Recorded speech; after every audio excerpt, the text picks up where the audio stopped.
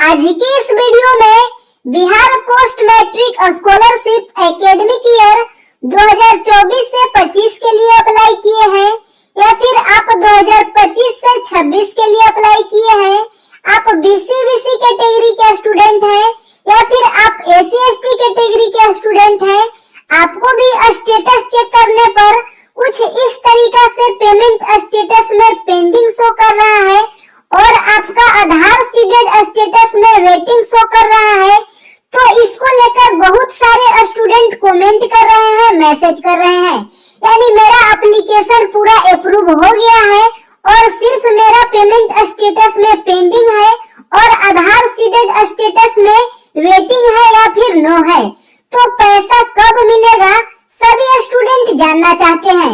तो इस वीडियो में आपको हम पेमेंट स्टेटस पेंडिंग को लेकर बताने वाले हैं, यानी अगर आपका पेमेंट स्टेटस पेंडिंग है तो आपका स्कॉलरशिप राशि कितना दिनों में मिलेगा।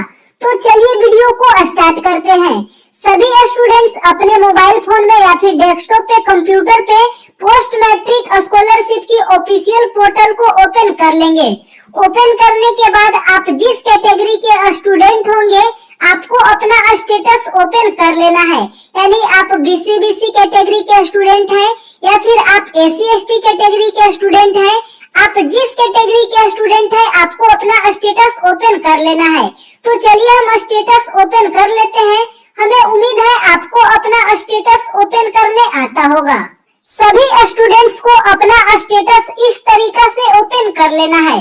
तो हमें उम्मीद है आप सभी स्टूडेंटों को अपना स्टेटस इस तरीका से ओपन करने आता होगा।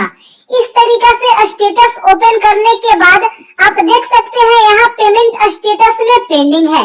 तो बहुत सारे स्टूडेंटों का कमेंट आ रहा है, सर मेरा पेमेंट स्टेटस में पेंडिंग है तो पैसा कब मिलेगा, और एक इसको लेकर प्रॉब्लम है, यानी आधार सीडेड स्टेटस में वेटिंग है या फिर नो है, तो पैसा कैसे आएगा। तो चलिए सब कुछ इस वीडियो में हम क्लियर कर देते हैं। तो सबसे पहले आपका स्कॉलरशिप आने के लिए आपका एप्लीकेशन पूरा अप्रूव होना चाहिए, यानी इंस्टीट्यूशन वेरिफिकेशन स्टेटस अप्रूव होना चाहिए, फिजिकल कमिटी स्टेटस अप्रूव होना चाहिए, institute district verification status approve होना चाहिए, CC mark for payment status में अप्रूव होना चाहिए। तो अगर आपका ये पूरा अप्रूव है और आपका पेमेंट स्टेटस में पेंडिंग है तो आपका पैसा कब मिलेगा। चलिए अब इस वीडियो में आपको कंप्लीट जानकारी हम पेमेंट स्टेटस के बारे में बताते हैं और आधार सीडेड स्टेटस के बारे में बताते हैं। तो सबसे पहले अगर आपका पेमेंट स्टेटस पेंडिंग है और पूरा अप्रूव हो गया है तो आप कुछ दिन वेट कीजिए। कितना दिन वेट करना है ऐसा कोई फिक्स नहीं है, आप कुछ दिन वेट कीजिए, 10 से 15 दिन। आपका पेमेंट स्टेटस पेंडिंग से रेडी फॉर पेमेंट होगा। रेडी फॉर पेमेंट होने के बाद फिर से आपको कुछ दिन वेट करना है, कुछ टाइम वेट करना है, फिर रेडी फॉर पेमेंट से application has been forwarded to department for payment show करेगा। तो जैसे ही आपका पेमेंट स्टेटस में application has been forwarded to department for payment show करेगा, तो यानी आपका एप्लीकेशन को पेमेंट के लिए डिपार्टमेंट में फॉरवर्ड कर दिया जाएगा।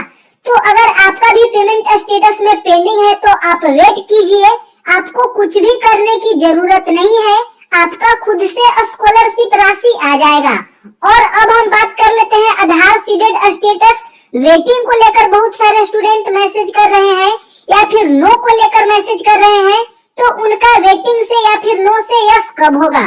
चलिए सबसे पहले आप एक बात का ध्यान दीजिएगा, अगर आपका बैंक अकाउंट आधार कार्ड के साथ DBT के लिए सीडेड है तो आपको कुछ भी करने की जरूरत नहीं है, आप सिर्फ वेट कीजिएगा, आपका खुद से यहाँ पे यस हो जाएगा। लेकिन बहुत सारे स्टूडेंटों का बैंक अकाउंट आधार कार्ड के साथ सीडेड नहीं रहता है, वैसे स्टूडेंटों का वेटिंग ही रहेगा, नो ही रहेगा, यानी यस नहीं होगा। तो बहुत सारे स्टूडेंट कमेंट कर रहे थे, सर मेरा बैंक अकाउंट ऑलरेडी आधार कार्ड के साथ सीडेड है, तो आपका सीडेड है और आपका फिर भी वेटिंग या नो है, तो आप वेट कीजिए।